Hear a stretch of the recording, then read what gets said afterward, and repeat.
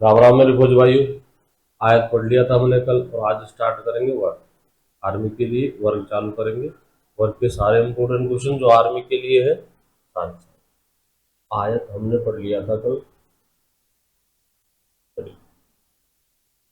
देखिए अभी क्वेश्चन और हैं आयत के, जो परसेंटेज बेस हैं या फिर जैसे रास्ते वाले हैं उनको। तो ये तीनों आकृतियां खत्म हो जाएंगी, आयत वर्ग और घन, तब करेंगे। ठीक है, पहले वर्ग समझ लेते हैं, फिर आयत और वर्ग पर कुछ मिक्स क्वेश्चन आते हैं उनको भी समझेंगे। सबका सवाल क्वेश्चन केवल वही उठाएंगे जो आर्मी मतलब अपने लेवल का। देखिए वर्ग क्या होता है, मेरे भाई ज्यामिति में पढ़ा था हमने। वर्ग क्या होता है, वह चतुर्भुज जिसकी चारों भुजाएं समान हो।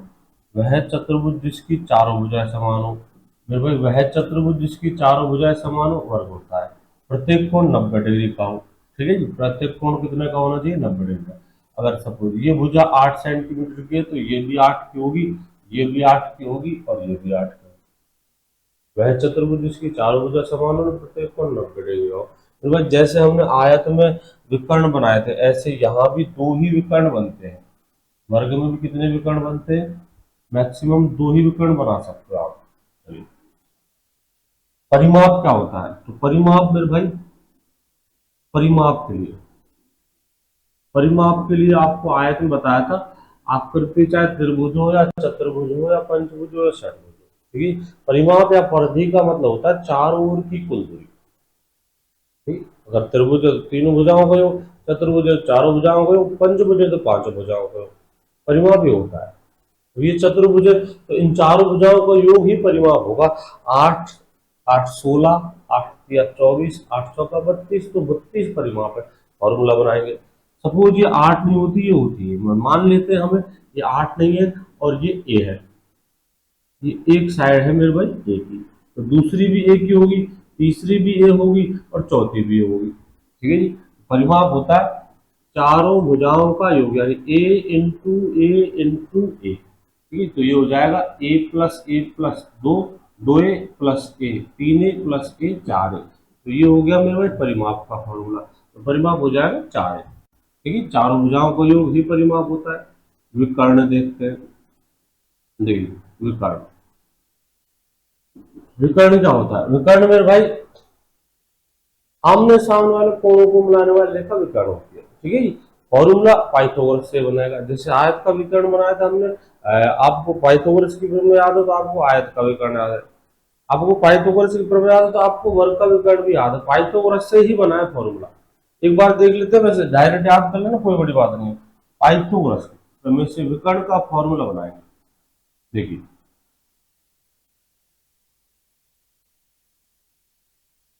पाइथागोरस की प्रमेय समकोण त्रिभुज में अप्लाई होती है और त्रिभुजों में नहीं होती।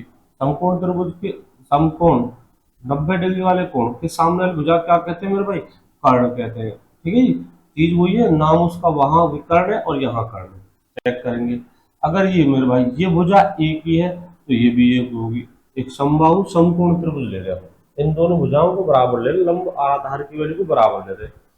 पाइथागोरस ने कहा था कर्ण बराबर, ठीक है, कर्ण बराबर अंडर रूट आधार स्क्वायर प्लस लंब स्क्वायर। हमने आधार को भी ए लिया है और लंब को भी ए लिया है, तो ए स्क्वायर प्लस ए स्क्वायर ये हो जाएगा 2a², 2a²। ठीक है, ए स्क्वायर का रूट ए और 2 का रूट 2, ये हो जाएगा ए रूट 2। यहां भी देखना, ये एक समकोण त्रिभुज है, देखो ये देखिए, ये एक समकोण त्रिभुज है, इसका ये कोण 90 डिग्री का है। 90 डिग्री के सामने वाली भुजा को कर्ण कहते हैं, फिर वही कर्ण। और ये भुजा ए, ये भुजा है, देखो ठीक है, ये कर्ण, ये कर्ण ही उस वर्ग का विकर्ण है। ये कर्ण ही मेरे भाई उस वर्ग का विकर्ण है, ये कर्ण ही तो उस वर्ग का विकर्ण है। नाम बदला, यहाँ आप त्रिभुज में कर्ण कहते हो और वहां चतुर्भुज में नाम हो जाएगा विकर्ण। तो विकर्ण, चतुर्भुज में नाम हो जाएगा इसका विकर्ण। ठीक, फॉर्मूला वही है, विकर्ण बराबर जो त्रिभुज से भुजा रूट जो आया पूरी में भाई चतुर्भुज में रहेगा। है तो ये त्रिभुज ही, ये वाला है तो ये त्रिभुज ही, समकोण त्रिभुज है, सामने वाली भुजा को कर्ण कहते हैं और इसी का फॉर्मूला है भुजा रूट 2। ठीक है, तो समकोण तो है एक वर्ग के विकर्ण का फॉर्मूला हो जाएगा भुजा रूट 2, भुजा रूट 2। विकर्ण का फॉर्मूला हो जाएगा भुजा अंडर रूट 2। चलिए जी, अब फॉर्मूला बनाएंगे क्षेत्रफल का। ये चतुर्भुज है, ठीक है, ये 90 डिग्री का कोण है। ठीक है, फिर भाई आप इसको आयत कह सकते हो, आयत की परिभाषा लगाओ, आयत की परिभाषा अप्लाई करो। वह चतुर्भुज जिसके आमने सामने की भुजा बराबर और प्रत्येक कोण 90 डिग्री हो। तो एक वर्ग एक आयत होता है, वह चतुर्भुज, इसे आयत साबित करना है। वह चतुर्भुज जिसकी आमने सामने की भुजा बराबर, ये ए है तो वो ए होगी, ये ए है तो ये होगी, चारों बराबर, चारों बराबर, बहुत अच्छी बात है। मैं कह रहा हूं ये आयत है या नहीं है, तो आयत की परिभाषा लगाइए इसके अंदर। अगर आयत की परिभाषा लगती है तो ये एक आयत है, अगर आयत है तो फिर इसके फॉर्मूले भी यूज होंगे। तो वह चतुर्भुज जिसकी आमने सामने भुजा बराबर आयत होता है, और इसकी आमने सामने भुजा बराबर बिल्कुल, ये ए है तो ये ए है, ये ए है तो ये ए है, चारों बराबर, बहुत अच्छी बात है। आपको आमने सामने के बराबर चाहिए आयत सिद्ध करने के लिए। प्रत्येक कोण 90 डिग्री का है, बिल्कुल है जी। तो ये आयत है, आयत है तो आयत के फॉर्मूले लगेंगे। फॉर्मूले क्या है, क्षेत्रफल परिमाप विकर्ण सब लगेंगे। क्षेत्रफल का निकाल रहा हूं, क्षेत्रफल बराबर लंबाई इंटू चौड़ाई, लंबाई इंटू चौड़ाई। मेरे भाई इसकी लंबाई भी ए है और चौड़ाई भी ए है, आयत में तो अलग अलग होती है, यहाँ लंबाई भी है चौड़ाई भी है। ये आयत है, आयत है।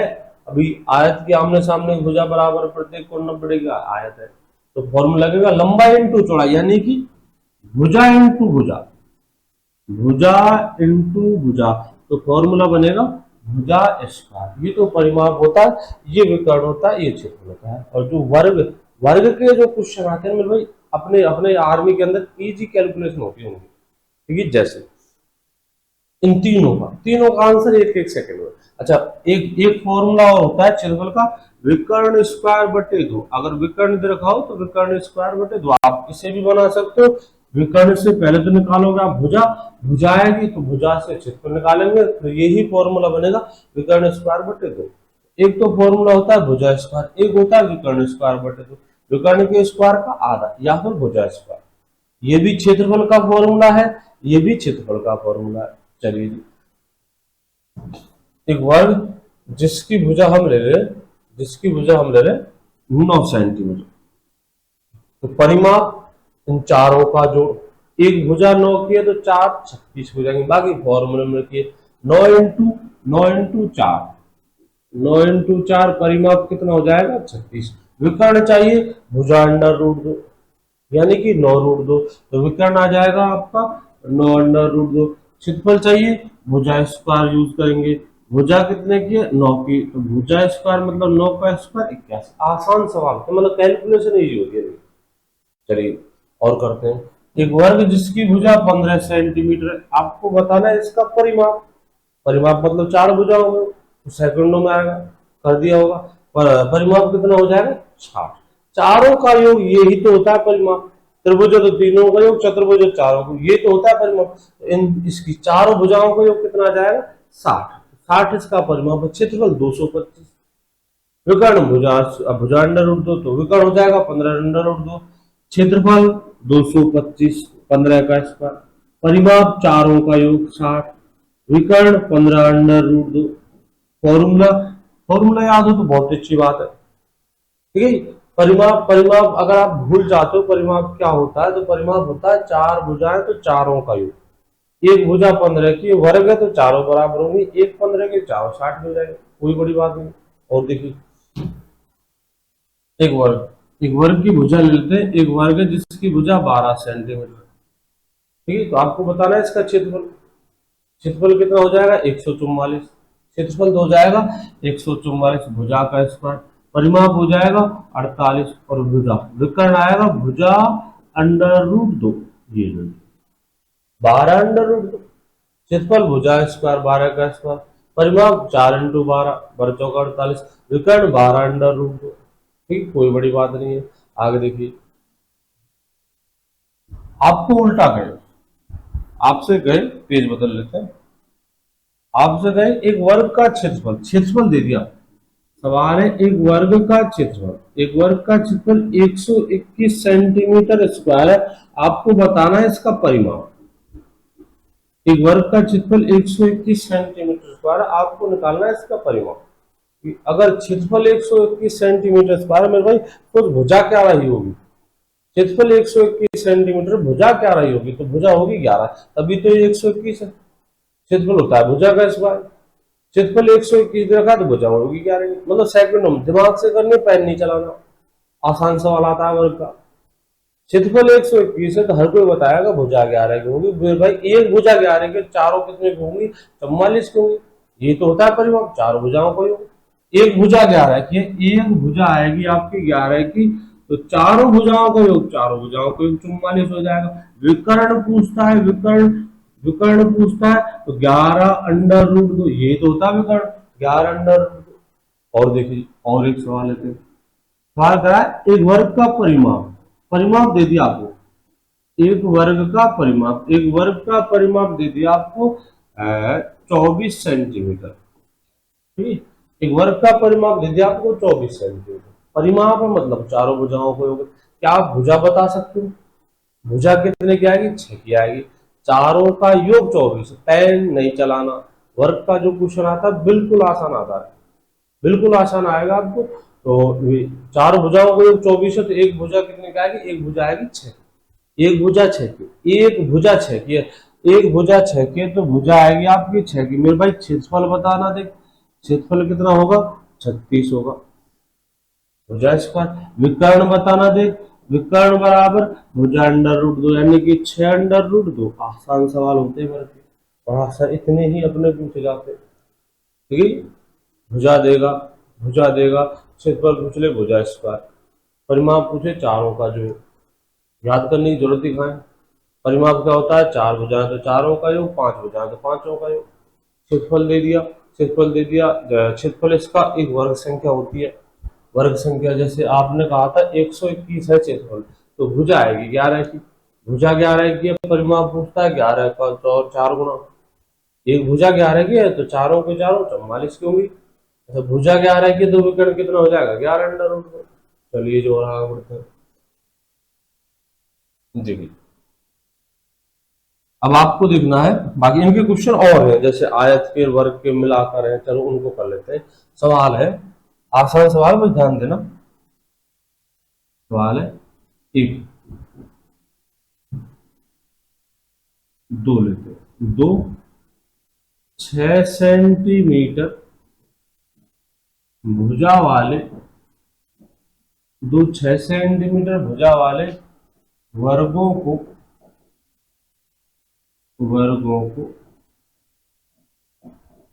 सटाकर रखा जाता है, सटाकर रखने से, सटाकर रखने से बने आयत का क्षेत्रफल, हटाकर रखने से बने आयत का क्षेत्रफल कितना होगा?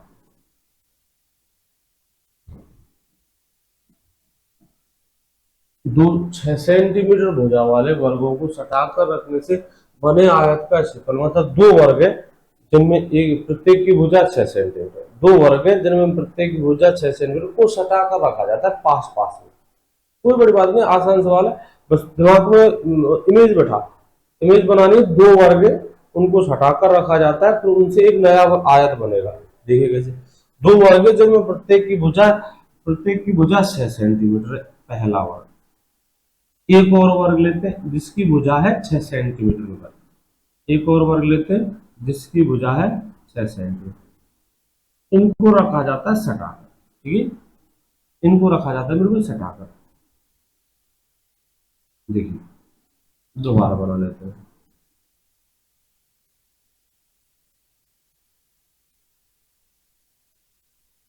इनको रखा जाता है सटाकर, ठीक है।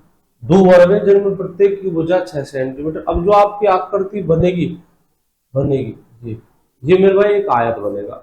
दो वर्ग थे जिनमें प्रत्येक की भुजा थी 6 सेंटीमीटर, 6 6 सेंटीमीटर, 6 सेंटीमीटर, 6 सेंटीमीटर, 6 6 और 6। दो वर्ग थे जिनमें प्रत्येक की भुजा थी 6 सेंटीमीटर, को सटाकर रखा जाता है। सटाकर रखने से बने आयत का क्षेत्रफल, आप भी देख रहे हो मेरे भाई, आयत बनेगा। आयत बनेगा। इस आयत का क्षेत्रफल आपको चाहिए। आयत का क्षेत्रफल होता है लंबाई इंटू चौड़ाई।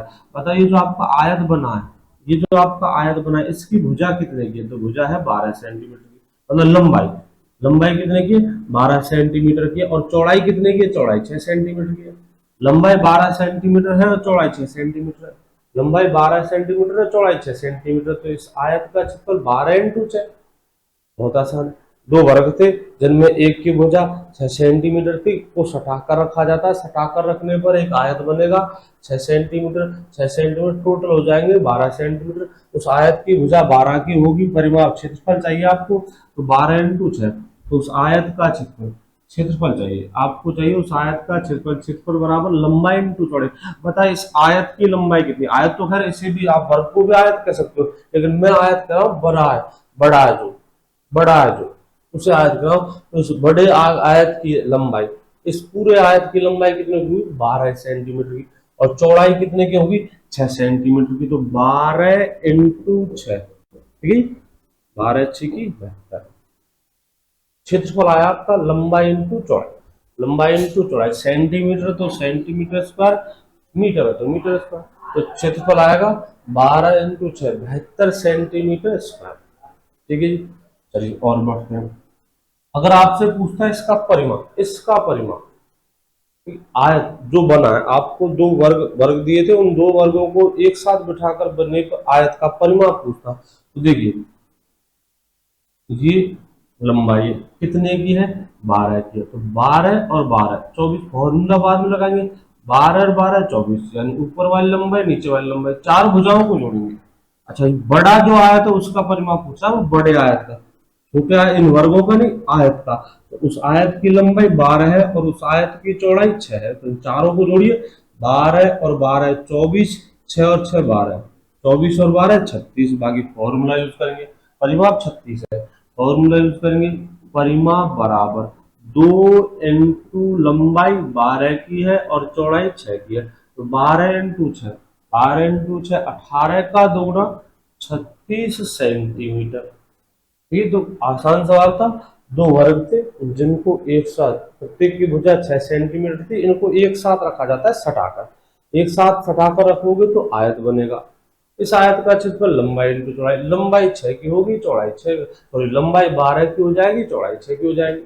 परिमाप चाहिए, लंबाई आपके पास है, चौड़ाई आपके पास है, या तो फॉर्मूला यूज करिए, या फिर मैंने बताया था परिमाप होता है चार भुजाओं का योग। ये 12 है तो वो 12, ये 6 है तो वो 6, चारों को जोड़ दीजिए। और आगे देखिए, देखिए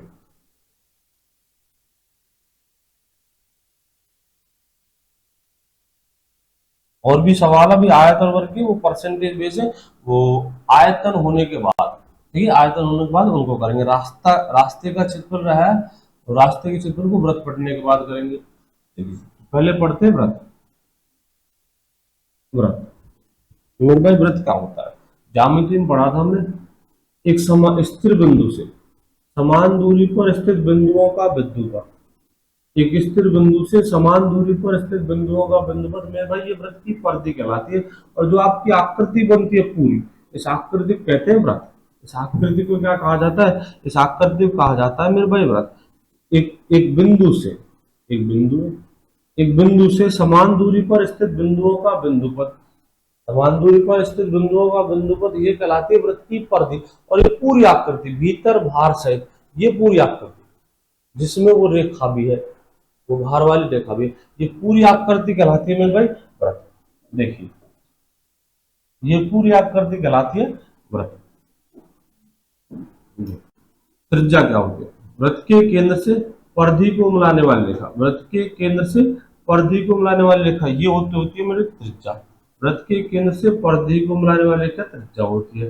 ये भी त्रिज्या है, ये भी त्रिज्या है, ये भी त्रिज्या है, ये भी त्रिज्या है, ये भी त्रिज्या है, ये भी त्रिज्या है, मतलब सारी त्रिज्या है। ठीक एक वृत्त के अंदर ज्यामिति में पढ़ा था हमने, आप एक वृत्त के अंदर अनंत त्रिज्याएं खींच सकते हो।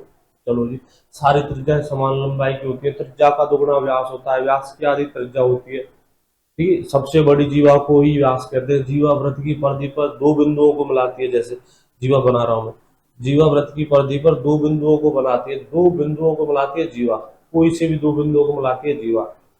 वह जीवा जो केंद्र से होकर गुजरती है, अब एक जीवा ऐसी बनाते हैं जो केंद्र से निकले, फिर भाई उसको ही व्यास कहते हैं, उसको ही क्या कहते हैं, उसको ही व्यास कहते हैं। वह जीवा जो केंद्र से गुजरती है वही व्यास कराती है। चलिए और देखिए, अब पढ़ेंगे इसके क्षेत्रफल और परिधि। परिधि में भाई परिमाप का ही दूसरा भाग है, नाम बदला है बस उसमें। वहां क्या था, चारों ओर की दूरी। अब चतुर्भुज था, आपको चारों भुजाएं ज्ञात थी, आपने जोड़ दी। त्रिभुज आपको तीन भुजाएं ज्ञात, आप जोड़ सकते हो। पंचभुज आपको पांच भुजाएं ज्ञात, आप जोड़ सकते हो। यहाँ ऐसे टुकड़े नहीं कर सकते परिधि का। चारों ओर की जो कुल दूरी है वृत्त की परिधि,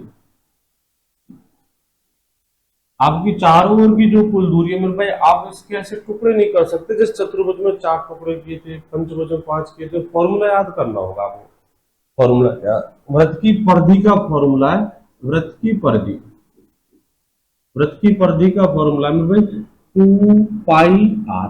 वृत्त की परिधि का फॉर्मूला है 2 पाई आर। ये वाली परिधि में केवल एक रेखा शामिल है, वनडी की आकृति परिधि, यानी कि केवल एक रेखा शामिल होगी। क्षेत्रफल, वृत्त के क्षेत्रफल का फॉर्मूला है πr²। क्षेत्रफल मेरे भाई एरिया होता है, क्षेत्रफल कहें तो ये पूरा मैटर। ठीक है, परिधि में तो केवल ये रेखा शामिल है, परिधि में भीतर वाला मैटर शामिल नहीं है, परिधि में केवल ये रेखा शामिल है, परिधि में केवल ये रेखा शामिल है। और क्षेत्रफल में पूरा एरिया आएगा भीतर का। ठीक है, परिधि है, ये रेखा तो परिधि है, और भीतर का मटेरियल ये क्षेत्रफल है। सूत्र किसका है, परिधि का। ये सूत्र किसका है, क्षेत्रफल का। परिधि 2 पाई आर, क्षेत्रफल है πr²। चलिए मेरे भाई, परिधि हो या क्षेत्रफल हो, परिधि और क्षेत्रफल हो, पाई पाई तो दोनों फॉर्मूला में यूज होगा। पाई की वैल्यू क्या होती है, 22/7। चलो मैं परिधि को उठा रहा हूँ, पाई की वैल्यू होती है 22/7, तो 2 × 22/7। अब यहां लिखोगे आप त्रिज्या। अब मनी मन विचार करो, त्रिज्या का अगर मैं ऐसा मान लिख दूं जो 7 से डिवाइड नहीं हो, त्रिज्या का अगर मैं ऐसा मान लिख दूं जो 7 से डिवाइड नहीं है, जैसे 15, कुछ भी लिख दो, 15 लिख दो, 8 लिख दो, 10 लिख दो। ठीक, त्रिज्या का ऐसा मान जो 15 से 7 से डिवाइड नहीं है, यानी 12 लिख दिया, तो इस पूरी कैलकुलेशन की जो वैल्यू आएगी, इस पूरी कैलकुलेशन जो वैल्यू आएगी वो आएगी क्वांटम में, दशमलव में। और दशमलव में बहुत कम चांस होते हैं अपने पास दशमलव में कैलकुलेशन का अपने प्रश्नों का उत्तर आए आर्मी तक में। अब आर्मी के पेपर में, जी टेस्ट में, इनमें कैलकुलेशन इतनी टफ नहीं आती, डिफिकल्ट नहीं आती। कैलकुलेशन इनकी इतनी डिफिकल्ट नहीं होती मेरे भाई। तो मैं अगर त्रिज्या का मान ऐसी संख्या लिखूंगा जो 7 से डिवाइड है, तो कन्फर्म है कि वो कैलकुलेशन, वो आंसर आपका दशमलव में आएगा, क्वांटम में आएगा, चूंकि नहीं होता, ऐसा होता नहीं है।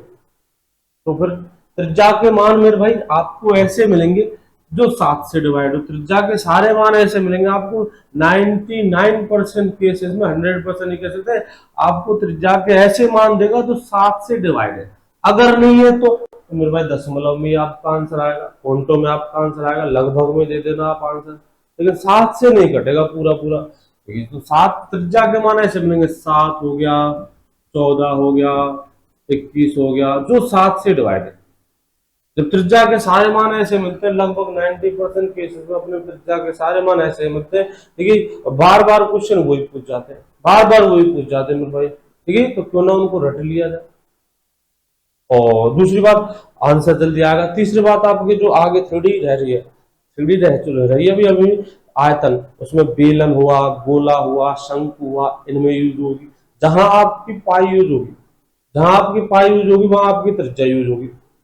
जहां त्रिज्या यूज होगी वहां त्रिज्या के वे मान मिलेंगे आपको जो 7 से डिवाइड हो। तो यहाँ याद करेंगे, कम से कम वृत्त बनेगा, वृत्त का कन्फर्म, मैं कन्फर्म कर रहा हूं आपको, वृत्त का जो सवाल आएगा त्रिज्या की जो वैल्यू अभी मैं आपको लिखा रहा हूं उनमें से ही आएगा। अगर उनसे बाहर जाता है तो तेरे पास फॉर्मूले हैं, फॉर्मूलों को याद करेंगे। वो त्रिज्या के मान कौन कौन से देखना, वो त्रिज्या के मान है मेरे भाई,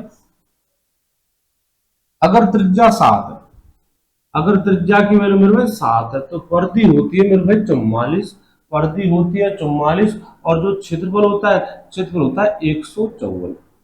त्रिज्या की वैल्यू अगर 7 है तो परिधि होती है 44 और क्षेत्रफल होता है 154। फॉर्मूले लगाएंगे तब भी ये आंसर आएगा। जैसे करते हैं, एक वृत्त की त्रिज्या 7 है तो वृत्त की परिधि कितनी होगी, 2 पाई r, 2 × 22/7 इंटू त्रिज्या की वैल्यू 7 से 7 खत्म, 22 दूनी 44, कितनी आई है 44। अब बार बार आर्मी क्वेश्चन पूछती है, जैसे कल की शिफ्ट में पूछा था 7 त्रिज्या है, अगली शिफ्ट में पूछ लेगा 21 त्रिज्या है, किसी में पूछ लेगा 14 त्रिज्या है, किसी में पूछेगा परिधि ज्ञात करो, किसी में कहेगा क्षेत्रफल ज्ञात करो। थोड़ा लेवल बढ़ाएगा तो ये कहेगा क्षेत्रफल 154 तो परिधि ज्ञात करो। ठीक है, तो अगर आपको सारणी याद है तो सेकंडों में आंसर दोगे। फॉर्मूले याद है, बहुत अच्छी बात है। फॉर्मूले तब यूज करेंगे जब आपकी त्रिज्या की वैल्यू या फिर परिधि और एरिया की वैल्यू जो हम सारणी बना रहे हैं इनमें से नहीं आएगी तो आपको पेन चलाना, नहीं तो पेन चलाना ही नहीं है। ठीक है, इस बार जितने भी सवाल पूछे थे टीसीएस ने अप्रैल में, उनमें से 90% केस में जो हुआ था कि त्रिज्या की वैल्यू इनमें से ही आई थी, इनमें से ही। ठीक है, 90% में इसलिए कह रहा हूं, जिन लड़कों ने मतलब क्वेश्चन बताए थे उनमें तो सब में त्रिज्या की वैल्यू 7, मतलब 7 जो 7 से डिवाइड हो सकता है मेरे पास क्वेश्चन नहीं पहुंचा हो, ऐसा हो सकता है भाई मेरे पास क्वेश्चन नहीं पहुंचा हो तो क्वेश्चन आ गया हो, इसलिए मैं 90% ले रहा हूँ। 90% कह रहा हूँ, 90% जो सवाल पूछे थे ना, वो हम जो सारणी लिख रहे हैं इनमें से ही व्रत के सवाल पूछे थे मेरे भाई। आप दोबारा भी वही सेम क्वेश्चन पैटर्न रिपीट होगा, तो त्रिज्या के सारे मान आपको ये आने वाले याद करने। जब त्रिज्या की वैल्यू 7 है तो क्षेत्रफल होता है 154। जब त्रिज्या की वैल्यू 14 है तो क्षेत्रफल परिधि होती है 88 और क्षेत्रफल होता है 616। क्षेत्रफल होता है 616। अगर त्रिज्या की वैल्यू 21 है तो परिधि होती है 132 और क्षेत्रफल होता है भाई 1386। अगर त्रिज्या की वैल्यू 28 है तो परिधि होती है 176 और क्षेत्रफल होता है मेरे भाई 2464। अगर त्रिज्या की वैल्यू 35 है तो परिधि होती है 220 और क्षेत्रफल होता है 3850। सवाल ने कहा एक वृत्त की त्रिज्या 28 सेंटीमीटर, वृत्त का क्षेत्रफल ज्ञात करो। त्रिज्या दे दी आपको, त्रिज्या दे दी 28 सेंटीमीटर, वृत्त का क्षेत्रफल ज्ञात करो। मेरे भाई मजा तो तब आएगा जब आप सीधा ऑप्शन पे होगे 2464। सवाल करा है एक वृत्त की त्रिज्या, सवाल करा है एक वृत्त की त्रिज्या 14 सेंटीमीटर, वृत्त की परिधि ज्ञात करो। मजा तब आएगा जब आप आंसर दोगे वृत्त की परिधि 88 सेंटीमीटर होगी। कन्फर्म है।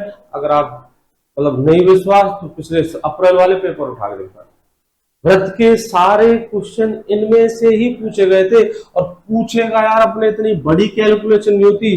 परिधि का फॉर्मूला यूज करें 2 पाई r, वहां पाई है। क्षेत्रफल का फॉर्मूला यूज करें πr², यहाँ पाई है। पाई की वैल्यू 22/7। अब अगली जो त्रिज्या की वैल्यू ऐसी आएगी जो 7 से डिवाइड हो, और नहीं हुई तो आपके पास फॉर्मूले है, नहीं हुई तो फॉर्मूले है, फॉर्मूले यूज करेंगे। पर बाकी 90% केसेस में हो रहा है तो आप याद करो, 90% केसेस में हो रहा है तो आप याद हो। ठीक है, त्रिज्या की वैल्यू अगर 7 है तो परिधि 44 होगी, क्षेत्रफल 154 होगा। एज इट इज याद करना है। अगर कहता है एक वृत्त का क्षेत्रफल, सवाल है एक वृत्त का क्षेत्रफल 1386 सेंटीमीटर स्क्वायर है, 1386 सेंटीमीटर स्क्वायर है, तो वृत्त की परिधि याद करो। तो परिधि होगी 132। अब जिसको याद है कि 1386 सेंटीमीटर स्क्वायर अगर क्षेत्रफल है तो परिधि कितनी रहेगी 132 जाएगी। कोई बड़ी बात नहीं, आपको मात्र 15 संख्या याद करनी है, बड़ी बात नहीं है, मात्र 15 संख्या याद करनी है आपको। इनको तो आप याद ही क्या करोगे, ये तो 7 का पहाड़ा है, पहाड़ा तो ये भी है, लेकिन आप याद करोगे कोई टेंशन नहीं। इनको मात्र 10 संख्या याद करनी है, लेकिन सीरियस है। ऐसे नहीं कि परिधि 88 क्षेत्रफल हो जाएगा 3850, नहीं, परिधि 88 तो क्षेत्रफल 616 होगा।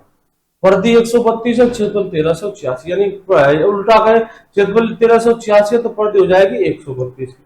कन्फर्म में सवाल इनमें से ही आएगा, इनमें से आएगा, बिल्कुल इनमें से आएगा। तो फिर याद कर सवाल, एक क्वेश्चन ऐसे होना चाहिए जीके की तरह। वृत्त का क्वेश्चन, खत्म कहानी, यह आंसर है। त्रिज्या 28, परिधि 176, आंसर है। त्रिज्या 28, क्षेत्रफल 2464, ये आंसर है। सवाल कहता है एक वृत्त का क्षेत्रफल 1386 परिधि ज्ञात करो। अगर फॉर्मूला यूज करें इस सवाल में के परिधि ये क्षेत्रफल दे दिया आपको 1386 और आपसे पूछा परिधि, तो देखना पहले तो क्षेत्रफल का फॉर्मूला यूज करेंगे। क्षेत्रफल होगा 1386, वहां से निकालेंगे त्रिज्या। कैलकुलेशन लंबी पड़ेगी आर्मी के स्टूडेंट के लिए। हाँ, त्रिज्या निकालेंगे, चलो कैसे भी आपने त्रिज्या निकाली, फिर आप यूज करोगे परिधि का फॉर्मूला। परिधि का फॉर्मूला यूज करोगे, त्रिज्या की वैल्यू पुट करोगे, त्रिज्या की वैल्यू पुट करने के बाद आंसर आएगा 132। मैं कह रहा हूं यार आपसे, टीचर कह रहा है भाई इनमें से ही आने वाले, इनमें से ही आने वाले, तो रट ले मेरे भाई, रट ले, रट ले, कुछ चीज रटने की भी होती है।